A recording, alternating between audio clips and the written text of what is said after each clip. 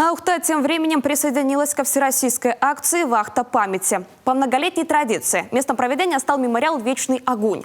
Он расположен там, где в годы войны располагался военкомат. Именно с этого места бойцы уходили на фронт. Ну а ныне, вот уже 15 лет в преддверии Дня Победы здесь несут вахту памяти их потомки – ухтинские школьники.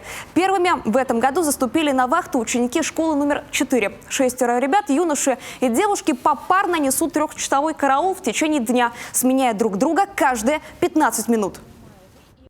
Были приглашены на вахту именно те ребята, которые заслуживают ее нести. Это те ребята, которые участники патриотической спортивной игры «Орленок», «Зорница». Это те ребята, которые научены строевой подготовке, которые являются активными участниками различных конкурсных мероприятий. А также это те ребята, которые имеют активную гражданскую позицию. Ежедневная акция продлится до 7 мая. За это время на вахту памяти заступят ученики 17 школ города и пригородных поселков.